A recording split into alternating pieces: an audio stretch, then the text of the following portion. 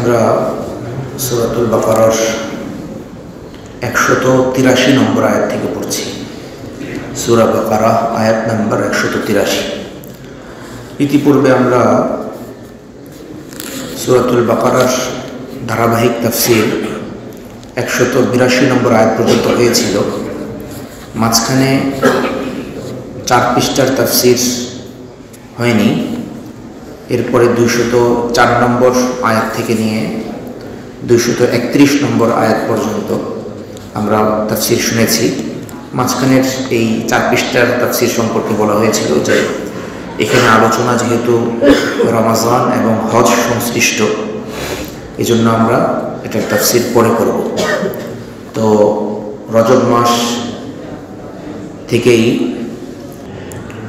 আলহামদুলিল্লাহি ওয়া কাফা ওয়া সালামুন আলা ইবাদিহিল্লাযীনা ইসতাফা আম্মা বা'দু ফাআউযু বিল্লাহি মিনাশ শাইতানির রাজীম বিসমিল্লাহির রাহমানির রাহিম ইয়া আইয়ুহাল্লাযীনা আমানু কুতিবা আলাইকুমুস সিয়ামু কামা কুতিবা আলাল্লাযীনা মিন ক্বাবলিকুম লাআল্লাকুম তাত্তাকুন أياما معدودات فمن كان منكم مريضا أو على سفر فعدة من أيام أخر وعلى الذين يطيقونه فدية طعام مسكين فمن تطوع خيرا فهو خير له وأن تصوموا خير لكم إن كنتم تعلمون صدق الله العظيم وصدق رسوله النبي الكريم ونحن على ذلك لمن الشاهدين والشاكرين والحمد لله رب العالمين। আল্লাহ রব্বুল আলামিনের দরবারে লাখো কোটি শুকরিয়া, তিনি আমাদেরকে সাপ্তাহিক তাফসীরের মজলিসে বসার সৌভাগ্য দান করেছেন, আলহামদুলিল্লাহ। আজকে আমরা সূরাতুল বাকারার আয়াত নম্বর 183 ও 184 তেলাওয়াত শুনলাম। আল্লাহ চাহেন তো আমলের নিয়তে কিছু বলার এবং কিছু শোনার চেষ্টা আমরা করব। আল্লাহ সুবহানাহু ওয়া তাআলা আমাদেরকে তৌফিক দান করুন। সূরাতুল বাকারার 183 নম্বর আয়াতে আল্লাহ রাব্বুল আলামিন ঈমানদারদের প্রতি আহ্বান জানিয়েছেন, হে ওই সকল লোক যারা ঈমান এনেছো, ইয়া আইয়ুহাল্লাযীনা আমানু, হে ওই সকল লোক যারা ঈমান এনেছো, কুতিবা আলাইকুমুস সিয়াম, তোমাদের উপর রমজান মাসের রোজাকে লিখে দেওয়া হয়েছে, বিধিবদ্ধ করা হয়েছে, ফরজ করা হয়েছে। কামা কুতিবা আলাল্লাযীনা মিন ক্বাবলিকুম, যেমন ফরজ করা হয়েছিল তোমাদের পূর্ববর্তী বিভিন্ন জাতি গোষ্ঠীর উপর, লাআল্লাকুম তাত্তাকুন, যেন তোমরা মুত্তাকি হতে পারো, যেন তোমরা আল্লাহ ভীরু হতে পারো। এটি হচ্ছে আয়াতের সরল তর্জমা, যে আল্লাহ রাব্বুল আলামিন বলছেন তিনি আমাদের উপরে রমজান মাসের রোজাকে ফরজ করেছেন। উদ্দেশ্য হচ্ছে আমরা যেন মুত্তাকি হতে পারি। আর এই রমজান মাসের রোজা কেবলই উম্মতে মুহাম্মাদের উপরেই ফরজ করা হলো, বিষয়টি তা নয়, বরং আল্লাহ তাআলা বলছেন এই রোজার পদ্ধতি, রোজার বিধিবদ্ধতা এটা অন্যান্য জাতিগোষ্ঠীর উপরেও ছিল। এই ফারজিয়াত, আবশ্যকীয়তা অন্যান্য জাতিগোষ্ঠীর উপরেও ছিল। হ্যাঁ, তাদের রোজার কাইফিয়াত, ধরন, পন্থা, পদ্ধতি ওটা এক এক সময় এক এক রকম ছিল, কিন্তু মোটের উপরে রোজা বিধান প্রত্যেক জাতিগোষ্ঠীর উপরেই বিভিন্নভাবে এটা ছিল।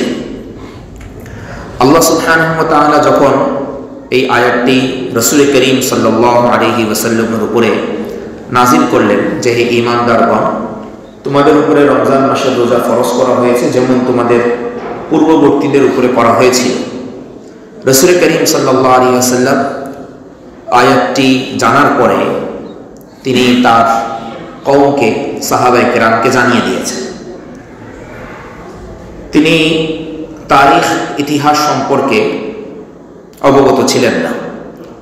আল্লাহ সুবহানাহু ওয়া তাআলা রাসূল করিম সাল্লাল্লাহু আলাইহি ওয়াসাল্লামকে পূর্ববর্তী জাতিসমূহের যতটুকু ইতিহাস জানিয়েছেন ততটুকুই আল্লাহ রাসূল সাল্লাল্লাহু আলাইহি ওয়াসাল্লাম জানতেন। এর বাইরে ওই সময়কার যেই বইপত্র আছে সেগুলো দেখে পাঠ করা, অন্যান্য ধর্মীয় গ্রন্থ সম্পর্কে অবগতি লাভ করা, এ থেকে রাসূল করিম সাল্লাল্লাহু আলাইহি ওয়াসাল্লাম পবিত্র ছিলেন। এজন্য আল্লাহ রাসূল সাল্লাল্লাহু আলাইহি ওয়াসাল্লামের একটি উপাধি হলো উম্মি, অর্থাৎ অক্ষর জ্ঞান থেকে পবিত্র। অনেকে এটার উম্মির তর্জমা করে যে যার অক্ষর জ্ঞান নাই। আসলে আল্লাহ রাসূল সাল্লাল্লাহু আলাইহি ওয়াসাল্লামের শানে যখন আমরা কোনো শব্দের তর্জমা করব তখন খুব ভেবে চিন্তে আমাদের তর্জমা করা উচিত। অক্ষর জ্ঞান কারো কারো জন্য এটা তার অর্জনের একটা মাধ্যম হয়, অর্থাৎ অক্ষর জ্ঞান তার আছে বলে সে শিক্ষিত হয়। অক্ষর জ্ঞান না থাকলে আমরা স্বাভাবিকভাবে বুঝি এই ব্যক্তি শিক্ষিত নয়। কিন্তু রাসূল করিম সাল্লাল্লাহু আলাইহি ওয়াসাল্লামের ক্ষেত্রে আল্লাহ রাব্বুল আলামিন বিষয়টি অন্যরকম করেছেন। রাসূল করিম সাল্লাল্লাহু আলাইহি ওয়াসাল্লামকে আল্লাহ তাআলা অক্ষর জ্ঞান থেকে মুক্ত রাখেন নাই, এতটুকুই নয়, বরং আল্লাহ তাআলা অক্ষর জ্ঞান থেকে পবিত্র রেখেছেন।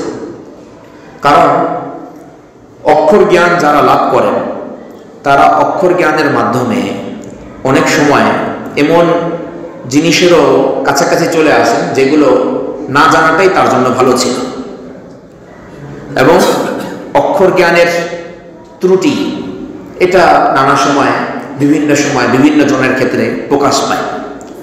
রাসূল করিম সাল্লাল্লাহু আলাইহি ওয়াসাল্লামকে আল্লাহ তাআলা অক্ষর জ্ঞান থেকে পবিত্র রাখতে চেয়েছিলেন, কারণ তাকে আল্লাহ রাব্বুল আলামিন এমন ইলম দান করবেন যেই ইলমের উপরে আর কোনো ইলমই হয় না, যেই জ্ঞানের সামনে অন্য কোনো জ্ঞানকে বলা হবে অজ্ঞতা।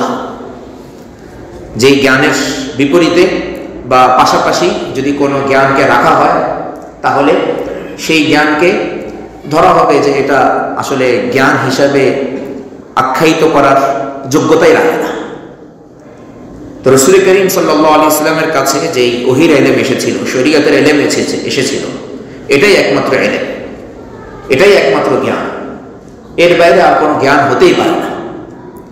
এজন্য আল্লাহ রাসূলের শানে যখন আল্লাহ তাআলা শব্দ ব্যবহার করছেন উম্মি নবী, তখন এর অর্থ হলো তিনি অক্ষর জ্ঞান থেকে পবিত্র। এই অক্ষর যেই দুনিয়াতে যে অক্ষরগুলি আছে এগুলো জানার তার প্রয়োজনই নেই। তো যাই হোক, যেটা আমরা বলছিলাম যে পূর্ববর্তী জাতিসমূহের ইতিহাস রাসূল করিম সাল্লাল্লাহু আলাইহি ওয়াসাল্লাম ততটুকুই জানতেন যতটুকু আল্লাহ রাব্বুল আলামিন তাকে জানিয়েছিলেন। সুতরাং রাসূল করিম সাল্লাল্লাহু আলাইহি ওয়াসাল্লামকে যখন বলা হলো, হে নবী, তুমি তোমার উপরে নাজিলকৃত বার্তাটি পৌঁছে দাও, যেই বার্তার মধ্যে বলা হচ্ছে, হে ঈমানদারগণ, তোমাদের উপরে রমজান মাসের রোজা ফরজ করা হয়েছিল, যেভাবে করা হয়েছে যেভাবে পূর্ববর্তী বিভিন্ন জাতির উপরে করা হয়েছে। তখন রাসূল করিম সাল্লাল্লাহু আলাইহি ওয়াসাল্লাম এই বিশ্লেষণে যান নাই যে পূর্ববর্তী জাতির উপরে কি রকমের রোজা ফরজ ছিল, খ্রিস্টানদের উপরে কি রকমের রোজা ফরজ ছিল, তাদের পদ্ধতি কি ছিল, ইহুদিদের উপরে কি রকমের রোজা ফরজ ছিল, তাদের যেটার পদ্ধতি কি ছিল, এটার দিকে রাসূল করিম সাল্লাল্লাহু আলাইহি ওয়াসাল্লাম চোখ তুলেই তাকাননি। ওটা তো আমার জানাই প্রয়োজন নেই, আমার কাছে তো ইলমুল ইয়াকিন এসেছে, আমার কাছে ইলমুল ইয়াকিন এসেছে, কোরআনের মাধ্যমে ইলম এসেছে, জিবরাইলের মাধ্যমে আল্লাহ তাআলা ইলম নাযিল করেছেন। সুতরাং এই আল্লাহ তাআলা যখন বলেছেন, অন্য কোনো কিছুকে আমার দেখার কি দরকার?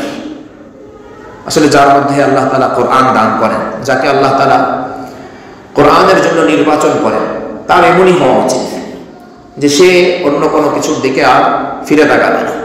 এই জন্যই দেখেন কোরআন মাজিদে আপনি দেখবেন জায়গায় জায়গায় আল্লাহ তাআলা তার হাবিব সাল্লাল্লাহু আলাইহি ওয়াসাল্লামকে লক্ষ্য করে বলছেন, ওয়ালা তামুদ্দান্না আইনাইকা ইলা মা মাত্তা'না বিহি আজওয়াজাম মিনহুম যাহরাতাল হায়াতিদ দুনিয়া। দুনিয়াবাসীকে আমি দুনিয়ার সৌন্দর্য স্বরূপ যে সকল জিনিস দান করেছি এগুলোর দিকে আপনি চোখ তুলে তাকায়েন না, ওটার দিকে আপনি চোখ তুলে তাকিয়েন না। লিনাফতিনাহুম ফি, এগুলো তো ওদেরকে আমি দিয়েছি তাদেরকে ফিতনায় ফেলার জন্য, আর আপনাকে তো দিয়েছি ওয়ারিজকু রাব্বিকা খায়রুন ওয়া আবকা, আপনাকে তো দিয়েছি এমন রিজিক যেই রিজিকের উপরে আর কোনো রিজিক হতেই পারে না, সেটা সবচেয়ে উত্তম, সবচাইতে শ্রেষ্ঠ। তো রোজা বিষয়ক আলোচনা তো আমরা বিভিন্ন সময় শুনেছি, এই আয়াতের উপরেও আমরা বিভিন্ন জায়গায় আলোচনা শুনেছি, কিন্তু এই বিষয়টা হয়তো আমরা অনেক সময় চিন্তা করার ফুরসত পাই না, যে রাসূল করিম সাল্লাল্লাহু আলাইহি ওয়াসাল্লামকে যখন আল্লাহ তাআলা বলেন যে তোমার পূর্বে এই অবস্থা ছিল, তখন কি রাসূল করিম সাল্লাল্লাহু আলাইহি ওয়াসাল্লাম অন্য কিতাব থেকে সেটা যাচাই করতেন কিনা? না, আল্লাহ রাসূল সাল্লাল্লাহু আলাইহি ওয়াসাল্লাম যাচাই করতেন না। একবার হযরত ওমর ফারুক রাদিয়াল্লাহু আনহু তাওরাতের একটা নুসখা কপি নিয়ে আসলেন এবং রাসূল করিম সাল্লাল্লাহু আলাইহি ওয়াসাল্লামের সামনে তিনি সেটা পাঠ করা শুরু করলেন। আল্লাহ রাসূল সাল্লাল্লাহু আলাইহি ওয়াসাল্লাম এর চেহারা মোবারক পুরা রক্তবর্ণ ধারণ করছিল, লাল হয়ে যাচ্ছে। এমন সময় আবু বকর রাদিয়াল্লাহু আনহু ওমরকে খোঁচা দিয়ে বললেন, এই ওমর, রাসূল করিম সাল্লাল্লাহু আলাইহি ওয়াসাল্লামের চেহারা মোবারক দেখছো না? কি দেখো, তিনি রাগান্বিত হচ্ছেন। তো তিনি চেহারা মোবারকের দিকে তাকানোর পরেই বলতে লাগলেন, রাদিতু বিল্লাহি রাব্বান ওয়া বিল ইসলামি দীনান ওয়া বি মুহাম্মাদিন রাসূলা। আমার তো ভুল হয়ে গেছে, আল্লাহ তাআলাকে পেয়েই আমি সন্তুষ্ট, মুহাম্মদ সাল্লাল্লাহু আলাইহি ওয়াসাল্লামকে রাসূল হিসেবে পেয়ে আমি সন্তুষ্ট, এবং এই দ্বীনকে আমি, ইসলামকে আমি ধর্ম হিসেবে পেয়ে সন্তুষ্ট, ইসলামকে আমি ধর্ম হিসেবে পেয়ে সন্তুষ্ট। সুতরাং আমি যেটা করেছি এটা ভুল হয়েছে। এরপর রাসূল করিম সাল্লাল্লাহু আলাইহি ওয়াসাল্লাম হযরত ওমর ফারুক রাদিয়াল্লাহু আনহুকে লক্ষ্য করে বললেন যে দেখো, তুমি তো তাওরাত পড়ছো, অথচ তাওরাত যেই নবীর উপরে নাযিল হয়েছে মুসা আলাইহিস সালাতু ওয়াস সালাম, তিনি যদি আজকে জীবিত থাকতেন তাহলে তার জন্য আমার অনুসরণ করা ছাড়া অন্য কোনো পথ থাকতো না। আমার অনুসরণ করাটা তার উপরে আবশ্যক হয়ে যেত, কারণ হযরত মুহাম্মদুর রাসূলুল্লাহ সাল্লাল্লাহু আলাইহি ওয়াসাল্লাম হচ্ছেন আখিরি নবী, সর্বশেষ নবী, চিরন্তন কিতাব এর ধারক তিনি। আল্লাহ রাব্বুল আলামিন সর্বশেষ কিতাব, আসমানি গ্রন্থ তার উপরে নাজিল করেছেন। তো আল্লাহ তাআলা বলছেন, তোমাদের উপরে রমজানের রোজাকে ফরজ করা হয়েছে যেমনি ভাবে তোমাদের পূর্ববর্তীদের উপরে করা হয়েছিল। উদ্দেশ্য কি? লাআল্লাকুম তাত্তাকুন, যেন তোমরা মুত্তাকি হতে পারো, পরহেজগার হতে পারো। যে কোনো ইবাদতের সর্বপ্রধান উদ্দেশ্য হচ্ছে আল্লাহ রাব্বুল আলামিনের খাশিয়াত, ভয়, তাকওয়া দিলের ভিতরে অর্জন করা। নামাজের উদ্দেশ্য বলেন, যাকাতের উদ্দেশ্য বলেন, হজের উদ্দেশ্য বলেন, সব ইবাদতের উদ্দেশ্য হলো আল্লাহ সুবহানাহু ওয়া তাআলার সন্তুষ্টি, অন্তরের ভিতরে তাকওয়া পয়দা করা, অন্তরের ভিতরে আল্লাহ তাআলার ভয় পয়দা করা। এটা সব ইবাদত বন্দেগীর উদ্দেশ্য, প্রধান উদ্দেশ্য। যদি এই উদ্দেশ্য অর্জন হয়ে যায় আলহামদুলিল্লাহ, যদি এই উদ্দেশ্য অর্জন হয়ে যায় আলহামদুলিল্লাহ, তাহলে অন্যগুলো অটোমেটিকভাবে চলে আসবে। বাংলা ভাষায় আমরা বলি যে কান টানলে মাথা চলে আসে। এটা আমরা উদাহরণ দিতে গিয়ে বিভিন্ন সময় বলি, যদিও ওই উদাহরণটা ভালো অর্থে ব্যবহৃত হয় না, কিন্তু শুধু আমরা বোঝার জন্য বললাম। একজন ব্যক্তি দক্ষিণ দিকে জানালা খুলছে, একজনের উদ্দেশ্য কি? যে এখান থেকে মসজিদের আজান আসবে, মুয়াজ্জিন সাহেবের কণ্ঠ ভেসে আসবে। আরেকজনের উদ্দেশ্য হচ্ছে জানলা খোলার সময় যে দক্ষিণা বাতাস আমি খাবো। তো প্রথমজন সে তো আজানও পাবে, আজানের সওয়াবও পাবে, সাথে সাথে রিফ্রেশমেন্ট বাতাসও, উত্তম বাতাসও সে পেয়ে যাবে। আর দ্বিতীয়জন সে তো কেবল বাতাসই পেল, কেবল দুনিয়াবি জিনিসটাই পেল। তো এই জন্য উদ্দেশ্য আমার নিতে হবে তাকওয়া। যে কোনো ইবাদত বন্দেগী আমার উদ্দেশ্য হবে আল্লাহ সুবহানাহু ওয়া তাআলার সন্তুষ্টি। কুল ইন্না সালাতি ওয়া নুসুকি ওয়া মাহইয়ায়া ওয়া মামাতি লিল্লাহি রাব্বিল আলামিন। হে রাসূল, আপনি বলে দিন, আমার সালাত, আমার জীবন ও মরণ, আমার ইবাদত বন্দেগী, আমার কুরবানি, সব কিছু কেবল আল্লাহ রাব্বুল আলামিনের জন্য, তার কোনো শরীক নাই। আর আমাকে এইভাবে ইবাদত বন্দেগী করার নির্দেশ দেওয়া হচ্ছে যে আমি সব কাজ, সব ইবাদত বন্দেগী কেবল আল্লাহ সুবহানাহু ওয়া তাআলার জন্যই করব। প্রতিটা ইবাদতের পিছনে আরো অনেক উদ্দেশ্য, আরো অনেক হিকমত নিহিত থাকে, সেটা ঠিক আছে, কিন্তু প্রধান উদ্দেশ্য হলো আল্লাহ রাব্বুল আলামিনের হুকুম পালন করা, আল্লাহ তাআলার নির্দেশ পালন করা। নামাজ কেন পড়ি? আল্লাহ তাআলার স্মরণ যেন জাগরুক থাকে, আল্লাহ তাআলা আদেশ করেছেন, এই জন্য নামাজ পড়ি। আমার অন্তরের ভিতরে তাকওয়া পয়দা হবে, এই জন্য নামাজ পড়ি। হজ কেন করি? এই উদ্দেশ্যেই করি। যাকাত কেন দেই? এই উদ্দেশ্যেই দেই। রোজা কেন রাখছি? এই উদ্দেশ্যেই রাখছি। সব কিছুর উদ্দেশ্য হলো তাকওয়া অর্জন করা এবং তাকওয়ার মাধ্যমে আল্লাহ সুবহানাহু ওয়া তাআলার সন্তুষ্টি পর্যন্ত পৌঁছে যাওয়া। আখিরাতের অন্য কোনো কিছু পেলে আলহামদুলিল্লাহ, না পেলেও আলহামদুলিল্লাহ। দুনিয়ার কোনো কিছু অর্জন হয়ে গেলেও আলহামদুলিল্লাহ, না পেলেও কোনো আফসোস নেই, না পেলেও আমার কোনো আফসোস নেই। আমাদের জামানার কিছু ভাই এমন আছেন যারা প্রতিটা ইবাদত বন্দেগী থেকে বস্তুগত কি ফায়দা সেটার দিকে তারা ছোটে। বস্তুগত কি ফায়দা? অজু করলে কি হবে? অজু করলে একটা রিফ্রেশমেন্ট ভাব আসবে। তো আপনি অজু করে আসলেন, আপনার মাথায় তো চিন্তা আছে যে পরিচ্ছন্নতা পয়দা হবে আমার। যদি আল্লাহ না করুন শীতকালে অজু করে এসেছেন, অজু আবার ভেঙে গেল, আপনি বলবেন আমি তো পরিচ্ছন্নতা অর্জন হয়ে গেছে, দ্বিতীয়বার আমার অজু করা দরকার নেই। হজ করার উদ্দেশ্য, আমাদের কোনো কোনো ভাই বলেন হজ করার উদ্দেশ্য হচ্ছে যে একটা আলমী কনফারেন্স, বৈশ্বিক একটা কনফারেন্স সেখানে হচ্ছে, সেখানে গিয়ে বিশ্ব মানবতা কিভাবে একত্রিত হবে সেই চিন্তা ভাবনা করা। তো হজ তো এখন চলছে জুন জুলাই সিজনে, প্রচন্ড গরম। এই চিন্তা ভাবনা থেকে যদি কেউ হজ করে, তাহলে সে 2 দিন পরে বলবে যে হজ মক্কা মুকাররমা না করে এখন তায়েফে করা দরকার, অথবা যেখানকার আবহাওয়া খুব উপযোগী এমন জায়গায় করা উচিত। তো উদ্দেশ্য হচ্ছে আল্লাহ সুবহানাহু ওয়া তাআলার ভয়, তাকওয়া, সেটাই আসল উদ্দেশ্য। এর বাইরে অন্যান্য যে বিষয়গুলো আছে সেগুলো চলে আসতে পারে, আবার নাও আসতে পারে। আমাদের বুজুর্গানে কেরাম তারা তো এক একটা ইবাদত বন্দেগীর আগে পরে মাঝখানে নিয়তগুলোকে এতভাবে সাফাই করতেন, এতভাবে তারা পরিষ্কার করেন যে আল্লাহ তাআলার ভয় তাকওয়া ছাড়া অন্য কোনো চিন্তা ভাবনা চলে আসে কিনা। আপনারা দেখবেন যে এখন ওই উমরার সফর বা হজের যে সফরগুলো আছে সেখানে বিভিন্ন নাম দেওয়া হয়। একটা নতুন নাম আসছে যে সিরাহ ট্যুর, মানে সফর হলো উমরার সফর, এখন লিখছে ওটা সিরাহ ট্যুর। আরে সিরাহ ট্যুর, আপনি গেলে তো সেখানে সিরাত সম্পর্কে কিছু জানবেন, ঠিক আছে, কিন্তু এটা আবার ট্যুর, উমরা এটা আবার ট্যুর হলে কি হবে? যখন এটা ভ্রমণ হয়ে যাবে, আবার যখন সেটা কেবল সিরাত জানার জন্যই হবে, যদিও সিরাত জানা এটা অনেক মহান একটা কাজ, বিরাট বড় একটা কাজ, ঠিক আছে, কিন্তু উমরার সফর তো উমরার জন্যই, এর মাধ্যমে তাকওয়া অর্জন করবেন। হজের সফর তো হজের জন্য। আমাদের দাওয়াত তাবলীগের ভাইরা এখানে আছেন অনেকে, আমরা হজের সফরে যাওয়ার সময় অনেকে এই নিয়তে যাই যে ওখানে গিয়ে আমরা দাওয়াতের কাজ করব। রাসূল করিম সাল্লাল্লাহু আলাইহি ওয়াসাল্লাম দাওয়াত দিয়েছেন হজের বিভিন্ন সফরের মধ্যে থাকা অবস্থায় তিনি দাওয়াত দিয়েছেন, তার পুরো জিন্দেগিটাই দাওয়াতের জিন্দেগি ছিল। কিন্তু মনে রাখতে হবে যে দাওয়াত দেওয়ার জন্যই হুজুর সাল্লাল্লাহু আলাইহি ওয়াসাল্লাম হজে যান নাই। দাওয়াত দেওয়ার জন্যই হুজুর সাল্লাল্লাহু আলাইহি ওয়াসাল্লাম হজে যান নাই। হজটাই ছিল প্রধান উদ্দেশ্য, দাওয়াতটা উদ্দেশ্য ছিল না। দাওয়াতটা হয়ে গেছে। এখন কোনো ব্যক্তি যদি উদ্দেশ্য এবং মাধ্যম দুইটার পার্থক্য যদি না বুঝে, তাহলে তো খুব সমস্যা, খুব মুশকিল। হজ করতে যাবেন আল্লাহ তাআলার সন্তুষ্টির জন্য, এবং হজটাই হলো আপনার প্রধান উদ্দেশ্য। বুনিয়াদ ইসলাম আলা খামসিন, ইসলামের 5 বুনিয়াদ, এর মধ্যে অন্যতম বুনিয়াদ হচ্ছে হলো হজ। অন্যতম বুনিয়াদ হচ্ছে হজ। এখন যদি আপনি বলেন যে হজ করতে যাচ্ছি সিরাত সম্পর্কে জানার জন্য, হজ করতে যাচ্ছি দাওয়াত দেওয়ার জন্য মানুষকে, তো উদ্দেশ্য আপনি কি করলেন? যেটা উদ্দেশ্য ছিল সেটাকে আপনি মাধ্যম বানিয়ে ফেললেন। ভুল, এই সকল চিন্তা ভুল, এই সকল নিয়ত ভুল।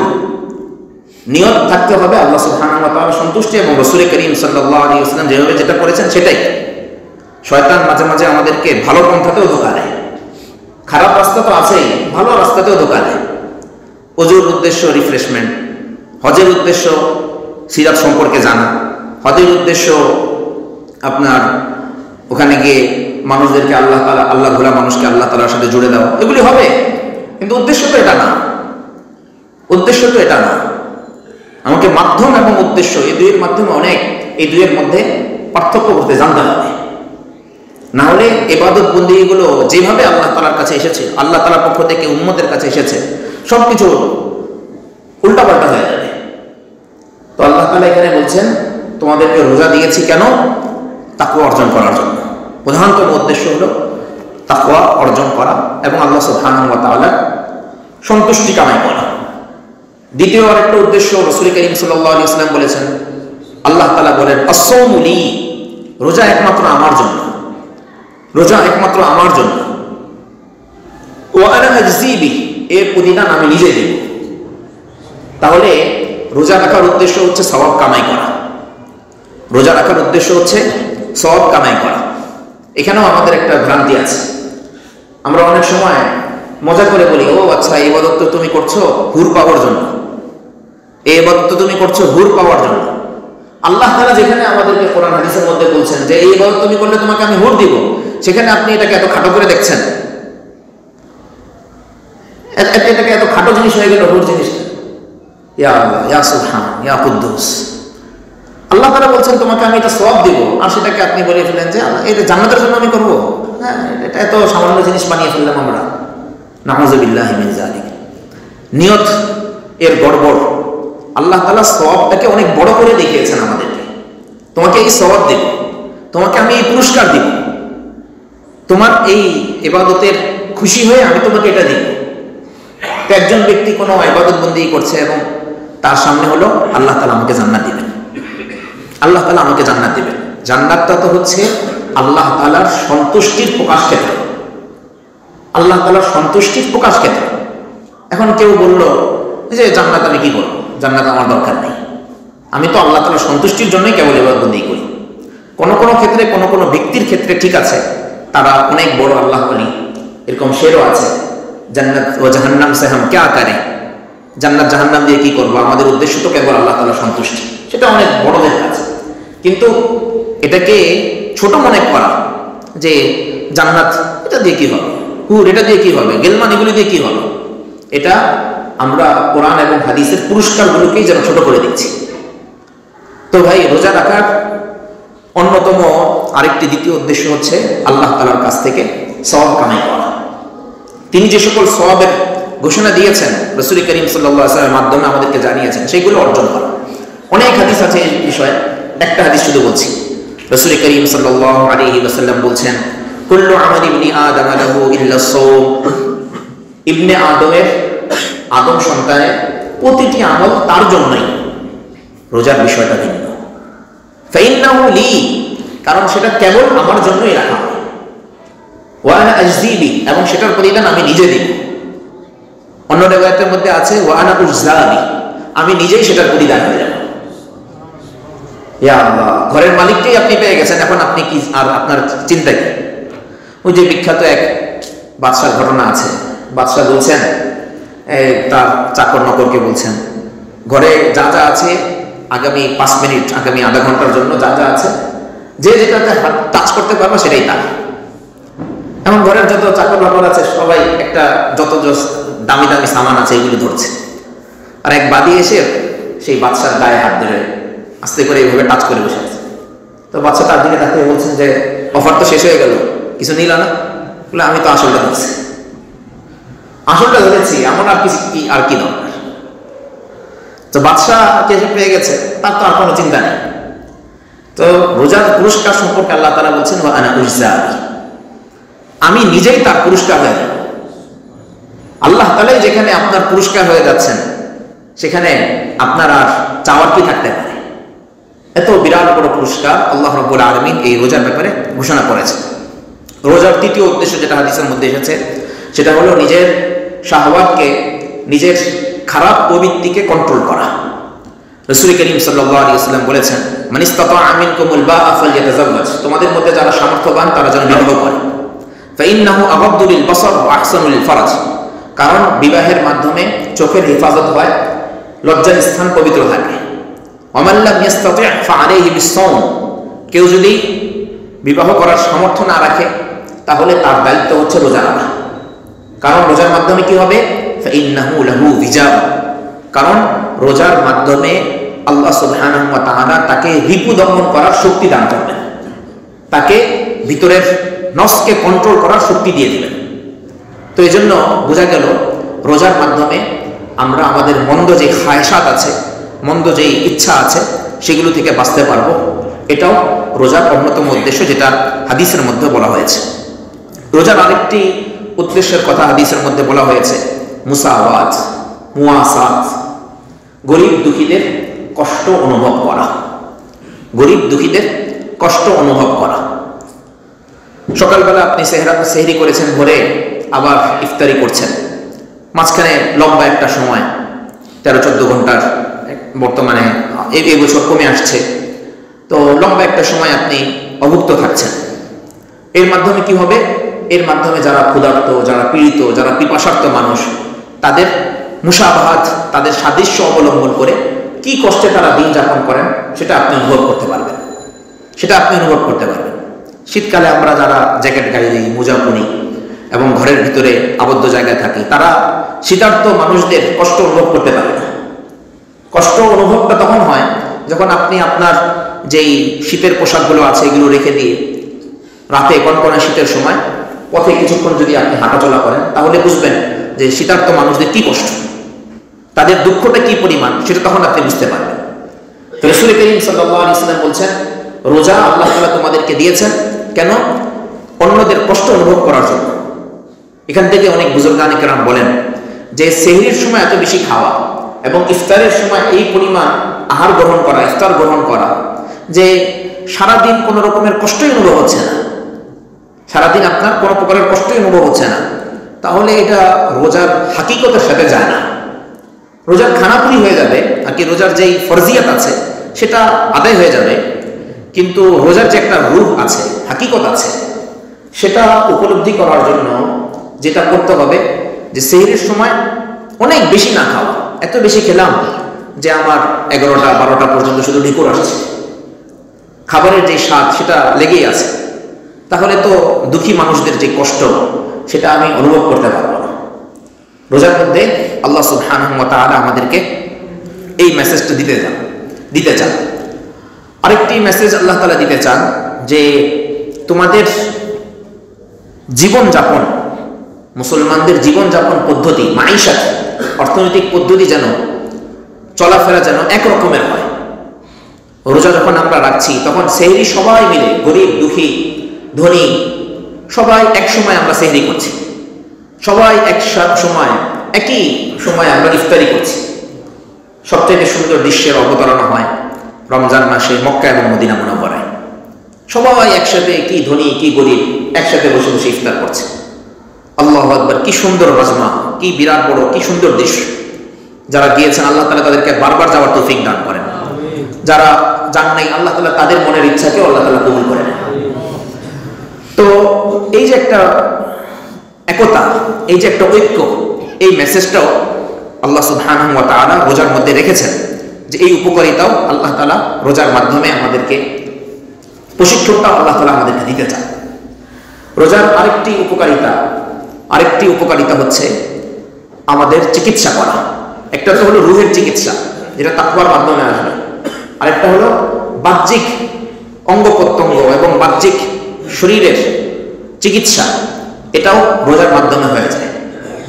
এটা রহমান কুদ্দুসের কথার চাইতে অনেক সময় ডাক্তারদের কথায় আমাদের ইয়াকিন বেশি হয়, যখন তারা বলেন যে আপনাকে 12 ঘন্টা অভুক্ত থাকতে হবে, বা আপনাকে অ্যাপল সিডার ভিনেগার এগুলো খেতে হবে, আপনাকে যত মুখ রুচক নয় এমন খাবার দাবার আপনাকে খেতে হবে, এবং লম্বা সময় 15 ঘন্টা আপনাকে ফাস্টিং অবস্থায় থাকতে হবে। তো এই সকল কথা তখন আমাদের খুব ইয়া হয় যে হ্যাঁ, আমি তো আসলে এটা খাই না, ওটা খাই না, আমি তো খুব পরহেজ করছি। কিন্তু আল্লাহ সুবহানাহু ওয়া তাআলা যখন বলছেন কুতিবা আলাইকুমুস সিয়াম, তখন আমরা বলি যে এটা বলেছেন খুব স্বাচ্ছন্দ্যের সাথে, আমরা কেউ নিতে পারি না। উচিত হচ্ছে এটাকে স্বাচ্ছন্দ্যের সাথে, খুব আগ্রহের সাথে গ্রহণ করা। আলহামদুলিল্লাহ, মুসলিম সমাজে তো অধিকাংশের অবস্থাও এখনো এরকমই যে রজব মাস আসা মাত্রই রাসূল করিম সাল্লাল্লাহু আলাইহি ওয়াসাল্লামের অনুসরণ পূর্বক দোয়া শুরু হয়, আল্লাহুম্মা বারিক লানা ফি রজব ওয়া শাবান ওয়া বাল্লিগনা রমাদান। হে আল্লাহ, আপনি বরকত দান করুন আমাদের রজব এবং শাবান মাসে, এবং আমাদেরকে আপনি রমজানুল মুবারক পর্যন্ত পৌঁছে দিন। রমজানের আগ থেকেই শবে বরাত আসছে, 15 দিন আগে শবে বরাতের মাধ্যমে আল্লাহ রাব্বুল আলামিন আরো রমজানকে ইস্তিকবাল যেন আমরা জানাতে পারি, সেটার একটা ব্যবস্থা আল্লাহ তাআলা করে দেন। আবার শাবান মাসে রাসূল করিম সাল্লাল্লাহু আলাইহি ওয়াসাল্লাম অনেক বেশি পরিমাণে রোজা রাখতেন, সেটার অনুসরণ পূর্বক আমাদের সমাজেও অনেকে অনেক বেশি পরিমাণে রোজা রাখেন। এটাও রমজানকে স্বাগত জানানোর একটা পদ্ধতি। রমজানের অন্যতম আরেকটি উদ্দেশ্য হচ্ছে, রাসূল করিম সাল্লাল্লাহু আলাইহি ওয়াসাল্লাম বলেছেন, পুরো জীবনটাকে রমজানের মতো বানিয়ে ফেলা, পুরো জীবনটাকে রমজানের মতো বানিয়ে ফেলা। আল্লাহ রাসূল সাল্লাল্লাহু আলাইহি ওয়াসাল্লাম বলছেন, রোজা 3টা জিনিস থেকে বিরত থাকার নাম। রোজা 3টা জিনিস থেকে বিরত থাকার নাম। কি? এক হচ্ছে নির্ধারিত সময় পান করব না, খাবো না, এবং নিজের যেই বিশেষ চাহিদা আছে সেটাকে আমি মিটাবো না। এই তিনটা জিনিস থেকে যদি কেউ বিরত থাকে তাহলে তার রোজা হয়ে যাবে। কিন্তু রাসূল করিম সাল্লাল্লাহু আলাইহি ওয়াসাল্লাম আমাদেরকে তাকওয়ার সবক শেখানোর জন্য, আমাদেরকে রোজার হাকিকত পর্যন্ত পৌঁছে দেওয়ার জন্য, রূহ পর্যন্ত পৌঁছে দেওয়ার জন্য কি বলেছেন? বলেছেন মান লাম ইয়াদা কাওলা যুর ওয়াল আমাল বিহি। রোজা রেখেছে কিন্তু মিথ্যা কথা ছাড়ে নাই। মিথ্যা বলতে যত রকমের মিথ্যা, যত শাখা প্রশাখা হতে পারে সব সহ, মন্দ কথা ছাড়ে নাই। ওয়াল আমাল বিহি, এবং মন্দ কাজ ছাড়ে নাই। ফালাইসা লিল্লাহি হাজাতুন ফি আন ইয়াদা তাআমাহু ওয়া শারাবাহু। আল্লাহ রাব্বুল আলামিনের হাজত নাই যে এই ব্যক্তি কেবল খাবার এবং পিপাসা কষ্ট করলো, খাবার থেকে সে মুক্ত থাকলো, পানাহার থেকে সে মুক্ত থাকলো। আল্লাহ তাআলার এরকম রোজার কোনো প্রয়োজন নেই। এর অর্থ এই না যে সে রোজাই ছেড়ে দেবে, এটা হলো ধমক। হ্যাঁ, তুমি রোজা রেখেছো, রোজা রেখে এইগুলি করছো না, এটা কি ঠিক নেই? তুমি অমুক বাসায় গিয়েছো, অমুক বাসায় গিয়ে এইসব কাজ করো, এটা একটা ধমক। যে বাবা তার সন্তানকে বলল, আমার ঘরে তুই আর ঢুকবি না, আমার ঘরে তুই আর ঢুকবি না। এর অর্থ কি যে আর ঢুকবেই না সন্তান? অর্থ হলো তুমি যে মন্দ অভ্যাসটা আছে, এই মন্দ অভ্যাস সহ ঢুকবা না, জলদি ওদেরকে ত্যাগ করো। তো ইমানদারদের প্রতি আল্লাহ তাআলার ঘোষণা, রাসূল করিম সাল্লাল্লাহু আলাইহি ওয়াসাল্লাম নির্দেশনা যে তার রোজাটাকে যেন সে এমন বানায়, কেবল খাবার দাবার থেকে সে মুক্ত থাকবে না, পানাহার থেকে কেবল সে মুক্ত থাকবে না, বরং মন্দ অভ্যাস থেকেও সে তার নিজেকে মুক্ত করবে। এভাবেই তাকওয়ার মূল মেসেজ তার মধ্যে চলে আসবে, তাকওয়ার বার্তা চলে আসবে, এবং সে পরিপূর্ণরূপে মুত্তাকি হয়ে ফিরে যাবে। এরপর আল্লাহ তাআলা বলছেন আইয়ামান মা'দুদাত। রোজা রাখার যে নির্দেশটা দেওয়া হলো, এই নির্দেশটা গণনাকৃত কয়েক দিনের জন্য মাত্র, গণনাকৃত কয়েকটা দিন, 29 দিন, 30 দিন। এখানে আরবির একটা খুব মজাদার জিনিস আছে এই বাক্যের মধ্যে, আইয়ামান মা'দুদাত। এটা আরবির একটা খুবই মজাদার একটা জিনিস এখানে আছে। সেটা হচ্ছে, আমরা বুঝলে তো আলহামদুলিল্লাহ ভালো, আর না বুঝলেও শুনে রাখি, ইনশাআল্লাহ পরবর্তীতে কোনো সময় আমরা অন্য কোনো মজলিসে কোনো আলেমকে যদি আপনি পান, তাহলে তার কাছ থেকে এটাকে একটু ব্যাখ্যাভাবে জেনে নেবেন। সেটা কি? সেটা হলো আল্লাহ তাআলা এখানে বলছেন আইয়ামান মা'দুদাত, টেনে আইয়ামান মা'দুদাত। আইয়ামুন এটা ইয়াউমুনের বহুবচন, দিন সমূহ। মা'দুদাতুন এটা মা'দুদাতুনের বহুবচন। সাধারণত আরবিতে আলিফ তা দিয়ে যে সকল স্ত্রীবাচক শব্দ বোঝানো হয়, স্ত্রীবাচক বহুবচন বোঝানো হয়, সাধারণত আরবি ভাষায় আলিফ তা দিয়ে স্ত্রীবাচক যে সকল বহুবচন বোঝানো হয়, সেটা আকেলদের জন্য, অর্থাৎ মানুষের ক্ষেত্রে প্রযোজ্য। মানুষের ক্ষেত্রে যখন, অর্থাৎ মহিলা, মানুষ মহিলা, মানুষ মহিলা বলতে আর কি মানুষের বাইরে তো আর মহিলা হন না, এই মুআন্নাস স্ত্রীলিঙ্গ এবং পুরুষ লিঙ্গ শব্দের। তো মা'দুদাতুন আলিফ তা দিয়ে এটা যখন ব্যবহার হবে, তখন এটা আকলমন্দ মহিলাকে বোঝায়, বহুবচন আকলমন্দ মহিলাদের জন্য ব্যবহৃত হয়। আর বস্তুর কোনো বহুবচন যদি বোঝানোর উদ্দেশ্য হয়, একটা বস্তুর কোনো বহুবচন যদি বোঝানোর উদ্দেশ্য হয়, যেমন দিনগুলো, দিনগুলো এটার বহুবচনের জন্য আরবিতে সাধারণত মা'দুদাতুন এই আলিফ তাটা যোগ করা হয় না, গোলতা যোগ করা হয়। গোলতা মুআন্নাস স্ত্রীবাচক শব্দ ব্যবহার করা হয়, এক বচন স্ত্রীবাচক শব্দ ব্যবহার করা হয়। কিন্তু আলিফ তা যোগে যদি কোনো সময় জমার সিগা, বহুবচনের সিগা শব্দ যদি আনা হয়, তাহলে সেটা দ্বারা সাধারণত মহিলাদেরকে বোঝানো হয়, আকলমান মহিলাদেরকে বোঝানো হয়, কোনো বস্তুগত জিনিসকে বোঝানো হয় না। তো আইয়ামান মা'দুদাত, আইয়াম দিন, দিবস, এটা তো মানুষ না, মহিলা না, মানুষ স্ত্রী লিঙ্গ নয় এটা। তো এটা বস্তু, বস্তু হিসেবে এটার বহুবচন আনার কথা ছিল মা'দুদাতুন, একটা গোলতা দিয়ে আনার কথা ছিল, আলিফ তা দিয়ে আনার কথা ছিল না। তো আল্লাহ রাব্বুল আলামিন এখানে এই ব্যতিক্রমটা কেন করলেন? আল্লাহ তাআলা এখানে এই ব্যতিক্রমটা কেন করলেন? ব্যতিক্রমটা করার উদ্দেশ্য সম্পর্কে মুহাদ্দিসিনে কেরাম বলেন, মুফাসসিরিনে কেরাম বলেন, এবং যারা আরবি ভাষার পণ্ডিত, সুপণ্ডিত, তারা বলেছেন। স্বাভাবিক রীতির ব্যতিক্রম এখানে ঘটানো হয়েছে এই জন্য যে এই দিবসগুলো তোমাদের কাছে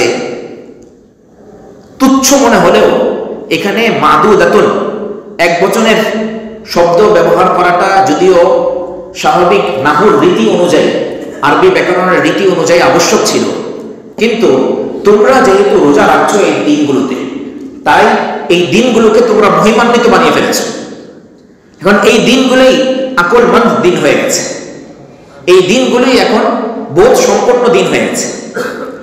এই দিনগুলোর উপরে এমন মেহনত করা হয়েছে যে এই তোমাদের মেহনতের বরকতে আমি আল্লাহ রাব্বুল আলামিন খুশি হয়ে এই দিনগুলোকে, যদিও গায়রা আকেল না এরকম শব্দ তাদের ক্ষেত্রে প্রয়োগ করা দরকার ছিল, কিন্তু তোমাদের উপরে মেহেরবানি করে এই দিনগুলোকে স্বয়ং আমি আকলমন্দ বানিয়ে দিয়েছি।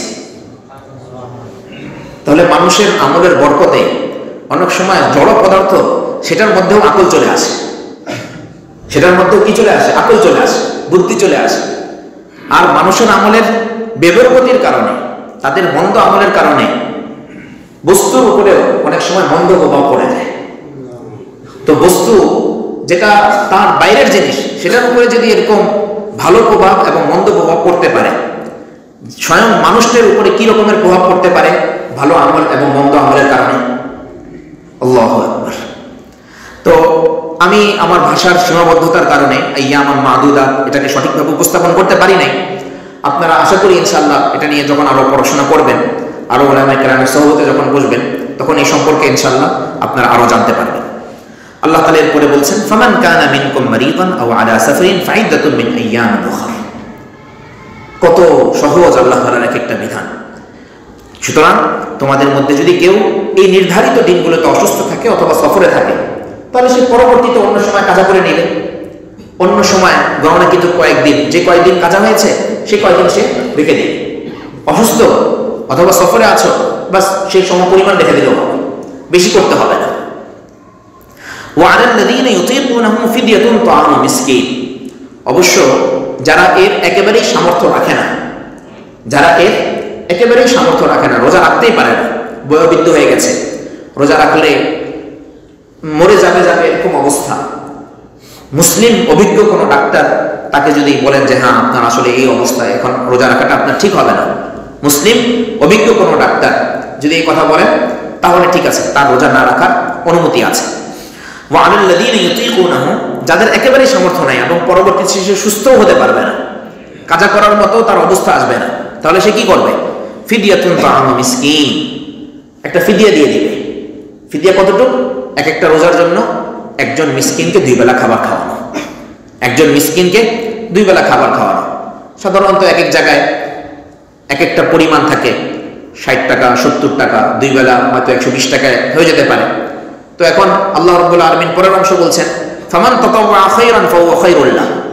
কেউ যদি, একজন মিসকিনকে 2 বেলা খাবার খাওয়াতে হবে, কেউ যদি সেটা না করে স্বেচ্ছায় আরো ভালোটা করে, তাহলে তো তার জন্য আরো উত্তম। আপনার খাওয়ানোর কথা ছিল 120 টাকা 130 টাকার খাবার, কিন্তু আপনার জীবন মান, আপনি সাধারণত 2 বেলায় 120-30 টাকার খাবার খান, আপনি সাধারণত খান হলো 500 টাকার খাবার। এখন আপনি কি করবেন? আপনি কি 120 টাকার খাবারই দিবেন? হয়ে যাবে, দিলে হয়ে যাবে, কিন্তু আপনার উচিত তো হচ্ছে আপনার কমপক্ষে আপনি যে লেভেলের খাবার খান সেটাই দেওয়া। আর উত্তম কোনটা, ততক্ষণ কোনটা, স্বেচ্ছায় প্রণীত হয়ে আরো ভালো কাজ কোনটা? আপনি বিরিয়ানি পোলাও খাওয়া দিলেন, আপনি অন্য আরো ভালো ভালো খাবার খাওয়াই দিলেন, এটা হলো আরো উত্তম। ফামান তাতাওয়া খায়রান ফাহুয়া খায়রুল লাহ। যে ব্যক্তি কোনো কল্যাণের ইচ্ছা করবে, তাহলে তো এটা তার জন্য অনেক উত্তম। ওয়া আন তাসুমু খায়রুল লাকুম ইন কুনতুম তা'লামুন। আর রোজা রাখা তোমাদের জন্য উত্তম। অসুস্থ হয়ে যাওয়ার পরেও কোনো ব্যক্তি যদি রোজা রাখে, অথবা সফরে থাকাকালীন সময় খুব কষ্ট হচ্ছে না তার, সে অবস্থায় যদি সে রোজা রাখে, তাহলে এটা তোমাদের জন্য উত্তম, যদি তোমরা এর মাহাত্ম্য উপলব্ধি করতে পারো। যদি তোমরা রমজান মাসের মাহাত্ম্য যদি উপলব্ধি করতে পারো, তাহলে এটা তোমাদের জন্য উত্তম। রাসূল করিম সাল্লাল্লাহু আলাইহি ওয়াসাল্লাম বলেন, রমজান মাসে যদি কোনো ব্যক্তি রোজা কাজা করে, পরে যদি সে সারা বছর ধরেও রোজা রাখে, তাহলে রমজান মাসের যে মাহাত্ম্য সেটা তো সে অর্জন করতে পারবে না। তো এই জন্য খুব অসুস্থ না হলে এবং সফরের মধ্যে যদি খুব কষ্ট না হয়, তাহলে রোজা রেখে দেওয়া উচিত, তাহলে রোজা রেখে দেওয়া উচিত। এরপরে রমজান মাসের যে মূল জিনিস, রমজান মাসের সবচেয়ে আনন্দের যে জিনিস, রমজান মাসের সবচেয়ে খুশির যে জিনিস, রমজান মাসটাকে যেই জিনিসের মাধ্যমে সাজানো হয়েছে অর্থাৎ কোরআনে কারীম, সেটা আলোচনা সামনে আসছে। এক একজনের আনন্দের বহিঃপ্রকাশ এক একভাবে হয়, এক একজন এক একভাবে তার আনন্দের বহিঃপ্রকাশ ঘটিয়ে থাকে। সারা বছরের আনন্দ মুসলমানদের কাছে তো রমজান মাস, আর রমজান মাসেরও সেই সময়টা সবচেয়ে বেশি আনন্দের, যখন সে ইফতারি করে এবং ইফতারির আগেও সে কোরআন মাজিদ নিয়ে আল্লাহ সুবহানাহু ওয়া তাআলার সাথে কথাবার্তা বলছে, সেই সময়টা সবচেয়ে বেশি আনন্দের। তারাবির মধ্যে দাঁড়িয়ে যাচ্ছে, 2 ঘন্টা 3 ঘন্টা পার হয়ে যাচ্ছে, আলহামদুলিল্লাহ। আবার তাহাজ্জুদের মধ্যে সে নামাজ আদায় করছে, লম্বা সময় ধরে কিয়ামুল লাইল পড়ছে, সে করেই যাচ্ছে। দিনের বেলাও অন্যান্য কাজের পাশাপাশি 1 খতম 2 খতম করে এভাবে পড়ে যাচ্ছে। তো এই প্রসঙ্গে শাইখুল হাদিস জাকারিয়া রহমতুল্লাহ আলাইহির যেই আকাবির কা রমাজান বই আছে, এই বইটা খুবই মজাদার একটা কিতাব, যে আমল কিভাবে রমজান মাসে করতে হয় সেটার একটা নমুনা। তার কন্যাদের সম্পর্কে ওই কিতাবের মধ্যে তিনি লিখেছেন যে আমার তো অনেকগুলি কন্যা এবং প্রত্যেক ঘরেই আলহামদুলিল্লাহ আল্লাহ রাব্বুল আলামিন সন্তান সন্ততি দিয়ে ভরে রেখেছে। প্রত্যেকের ঘরে অনেক সন্তান সন্ততি, একটা কোলে, আরেকটা কাপড় ধরে টানাটানি করছে, কান্নাকাটি করছে, আরেকটা বাইরে খেলাধুলার মধ্যে চলে গেছে। এক একজনের এক এক অবস্থা, অনেক সন্তান সন্ততি আল্লাহ সুবহানাহু ওয়া তাআলা আমার কন্যাদেরকেও দিয়েছে। তো তিনি তার কন্যাদের সম্পর্কে, শাইখুল হাদিস জাকারিয়া রহমতুল্লাহ আলাইহি কন্যাদের সম্পর্কে বলেছেন যে আমার মেয়েরা পরস্পরের মধ্যে রমজান মাসে প্রতিযোগিতা করে। কি নিয়ে প্রতিযোগিতা? আমাদের প্রতিযোগিতা হলো যে আজকে ভাবি আপনার বাসায় 3টা আইটেম, আমার বাসায় তো আজকে 4টা আইটেম, আজকে কি কিনে নিয়ে আসবেন? আমার বাসায় তো আজকে চকবাজারের মোরগ মুসাল্লাম বা খাসি মুসাল্লাম চলে আসছে। তো এইগুলি হলো আমাদের প্রতিযোগিতার বিষয়। শাইখুল হাদিস জাকারিয়া রহমতুল্লাহ আলাইহি তার মেয়েদের ব্যাপারে বলছেন যে তারা প্রতিযোগিতা করত যে দৈনিক কে কয়টা খতম দিতে পারে, দৈনিক কে কয়টা পারা পড়তে পারে তা না, আমরা ভুল বলছি না আমি, এবং আপনারাও ভুল শুনছেন না। দৈনিক কে কয় পারা শেষ করতে পারে তা না, দৈনিক কে কয়টা খতম দিতে পারে। তো উনি বলেছেন যে আমার কয়েকজন মাঝে মাঝে মেয়েরা এসে আমাকে বলে, আব্বু আজকে জোহরের নামাজের আগে 1 খতম শেষ করে ফেলেছি। আরেক মেয়ে এসে বলে যে ইফতার বানাতে বানাতে আমার আর কি সকাল থেকে নিয়ে ইফতার বানাতে বানাতে আমার 2 খতম হয়ে গেছে। আর উনি তার মায়ের ব্যাপারে বলেছেন, তার দাদির ব্যাপারে বলেছেন, শাইখুল হাদিস জাকারিয়া রহমতুল্লাহ আলাইহি তার দাদি অথবা দাদির ব্যাপারেই বলেছেন যে আমার দাদি যান, ওনাকে আমরা দেখেছি মাগরিবের নামাজের পর পর উনি আমাদের কোনো তার নাতি একজনকে নিয়ে বলতেন যে আবু আবিন শুরু কর। তো আমরা একজন আবু আবিন শুরু করতাম, উনি পিছনে দাঁড়িয়ে দাঁড়িয়ে কোরআন শুনতে থাকতেন। বুড়ি মানুষ পিছনে দাঁড়িয়ে দাঁড়িয়ে, নাতির সাথে তো কোরআন শরীফ পড়াই যায়, এইভাবে নামাজ পড়াই যায়। তো এই বুড়ি শুনছেন তো শুনছেন, একের পর চলছে তো চলছে। এরপর আবু আবিন যখন শেষ হয়ে যেত, 2 পারার মতন শোনানোর পরে আমরা ভাবতাম যে দাদির কাছে থাকলে তো আবার শোনাতে হবে, বেগে চলে যেত। তো উনি আরেকটাকে ধরে নিয়ে আসতেন, পুরো পরিবার শুনতে, তো পুরো আলেমের পরিবার আরেকটাকে ধরে তারাবি পড়া। তো এরপরে 20 রাকাত তারাবি, ওটাও 3 ঘন্টা ব্যাপী চলছে। কিছুক্ষণ এই বুড়ি রেস্ট করার পরে আবার আমাদেরকে যে কোনো একটাকে ধরে বলতেন, এই তাহলে রাতে না ঘুমে হয়তো কয়েকজন মিলে বন্ধু এই ভাইরা মিলে গল্প করছি, একটাকে ধরে নিয়ে বলছেন এই তাহাজ্জুদ পড়া। তো ওই বুড়িকে দেখতাম উনি পিছনে দাঁড়িয়ে দাঁড়িয়ে অথবা বসে উনি নামাজ পড়ছেনই পড়ছেন। তো এইভাবে মাগরিব থেকে শুরু করে ফজর পর্যন্ত ওই 1 থেকে 1.5 ঘন্টা সময় তিনি এই নামাজ মুক্ত অবস্থায়, নামাজের বিরতি দিয়েছেন। এছাড়া পুরোটা সময় শুধু তার নামাজ চলছে। তো এই ঘরের নাতিপুতিরা এরকম হবে না তো কোন ঘরের নাতিপুতিরা হবে? এই ঘরেই তো এরকম জন্ম নেবে। ফ্যাক্টরি, ওই দাদি থেকে ফ্যাক্টরি শুরু হয়েছে, ওই ফ্যাক্টরির মালামাল ওরকমই বের হচ্ছে। এই জন্য রমজান মাসের মূল মজাটাই হচ্ছে হলো কোরআন শরীফের মধ্যে, রমজানের মূল আনন্দটাই হচ্ছে কোরআন মাজিদের মধ্যে। এখন আমাদের আল্লাহ তাআলা হেফাজত করেন, মাযহাব মানেন না একদল ভাইরা আছেন, তারা নিজেদের মতো করে মাযহাব করতে থাকে। তো তাদের ব্যাপারে আপত্তি নেই, তাদের ব্যাপারে বলছি না, নতুন আরেকটা বলছি, আমাদের যেটা হারামাইনের জিম্মাদাররা শুরু করেছে। তো আহলে হাদিস ভাইরা 8 রাকাত করে পড়েন, অনেকদিন যাবত তারা পড়ছেন, 100 বছর যাবত তারা শুরু করেছেন। অনেকদিন বলতে 100 বছর যাবত শুরু করেছেন, 1400 বছর যাবত তো 20 রাকাত চলে আসছে। এখন আমাদের সৌদি আরবের হারামাইন শরীফের দায়িত্বে যারা আছেন, আল্লাহ তাআলা যে তাদেরকে কোন দলিলের মাধ্যমে এই বুঝ দিলেন আল্লাহই জানে, যে তারা না 8 না 20, মাঝখানে নতুন একটা কিয়াস করে আবার বের করেছেন 10 রাকাত। তো এই করোনা এসে সব উলটপালট করে দিয়েছে। এই আমরা তো আল্লাহ তাআলা মাফ করেন, করোনার কথা চিন্তা করলে সবচাইতে বেশি যেই কষ্টটা লাগে সেটা হচ্ছে যে ঠিক রমজানের প্রথম তারিখে আমাদের মসজিদ বন্ধ করে দেওয়া। এখনো এই ঘটনাটা চিন্তা করলে এই কাঁদতে ইচ্ছা করে এবং তওবা ইস্তেগফার করতে ইচ্ছা করে। কি কারণে যে সেদিন আমরা মসজিদগুলি বন্ধ করেছিলাম এবং কি কারণে যে আমরা সেই নির্দেশনাগুলি শুনতে গেলাম। আমরা আমাদের বুয়েটের কথাই বলছি। আমাদের বুয়েটে 3টা মসজিদ, 3টা মসজিদের মধ্যে একটা মসজিদের মেন গেট প্রায় 1.5 বছর পর্যন্ত বন্ধ ছিল। তো ওই ক্যাম্পাসে সবচেয়ে বেশি করোনা হয়েছে। আরেকটা মসজিদের মেন গেট বন্ধ ছিল 6 মাসের মতন।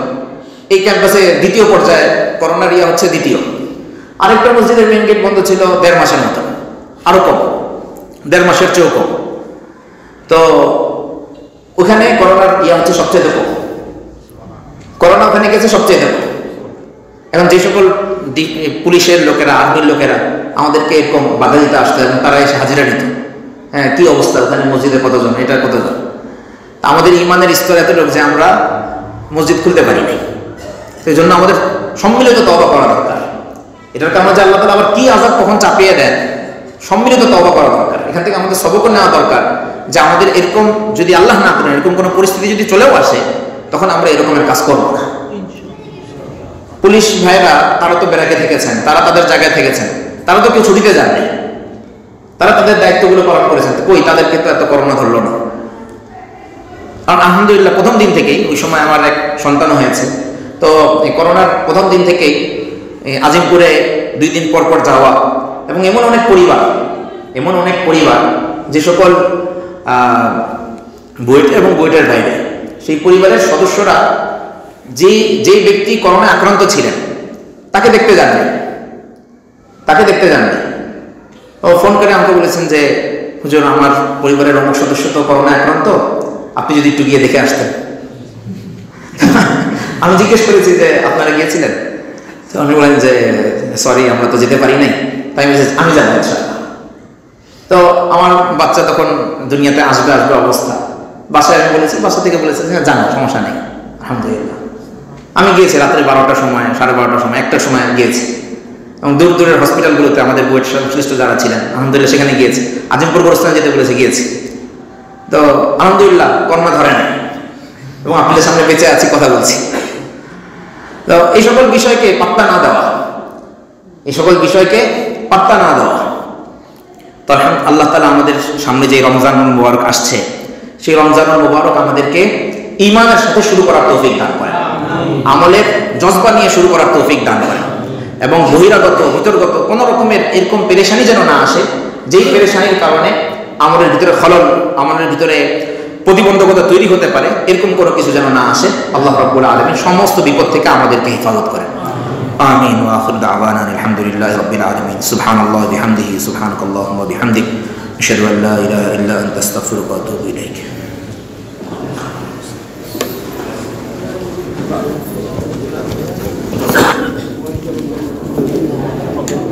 আসসালামু আলাইকুম।